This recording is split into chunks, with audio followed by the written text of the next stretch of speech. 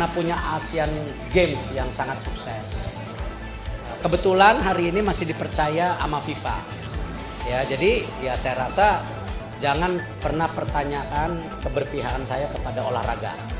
Ya, karena track record saya di olahraga cukup baik. Jadi untuk rekan-rekan media dan tentu para tim Kemenpora yang hadir, saya mengucapkan dengan tulus hasil kerja nyata dari Pak Dito selama ini yang tidak lain juga punya hubungan yang sangat erat dengan saya tentu di olahraga, tapi juga secara keluarga juga sangat dekat. Jadi, dan tadi Pak Dito berpesan kepada saya ada beberapa event yang jangka pendek yang harus benar-benar dipersiapkan seperti SEA Games, lalu kejuaraan dunia senam dan MotoGP.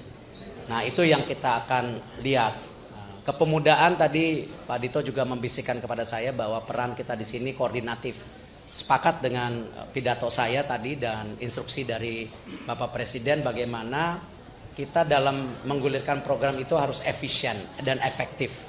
Artinya ya kita akan coba bersinergi dengan kebanyakan kementerian seperti Menteri Sosial, Menteri Pendidikan Tinggi dan lain-lain. Dan ini yang saya rasa saya baru bisa jawab sampai saat ini seperti itu karena habis ini rencananya rapim. Jadi saya juga masih saya baru dihubungin Pak Setkap itu hari kemarin pagi.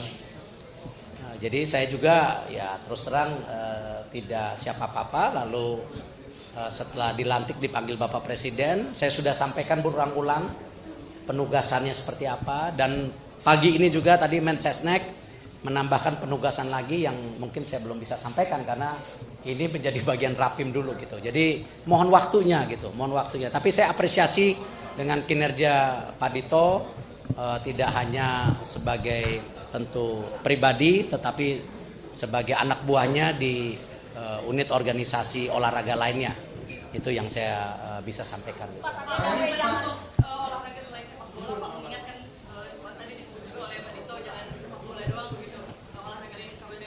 Ya, gini, kalau saya alhamdulillah pernah di bawah, di tengah, naik, turun gitu. Kan saya pernah ketua Perbasi.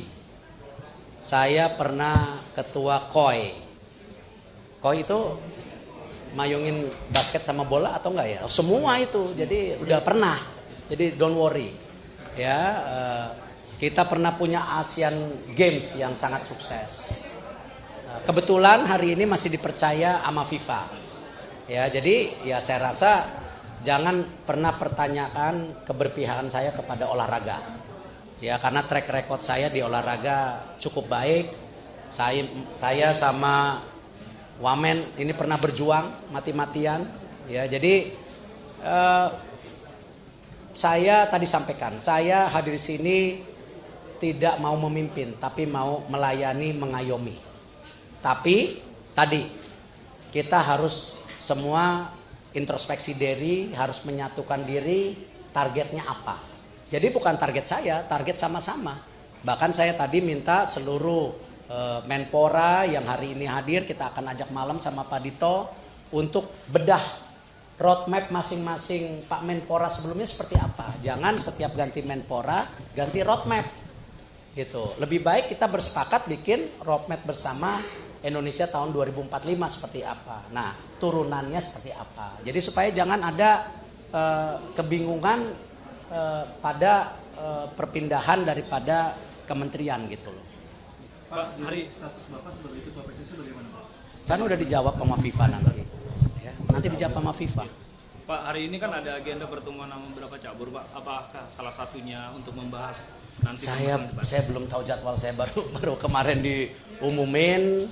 Tapi yang pasti karena kemarin Pak Dito juga nitipin saya harus ngecek Cibubur.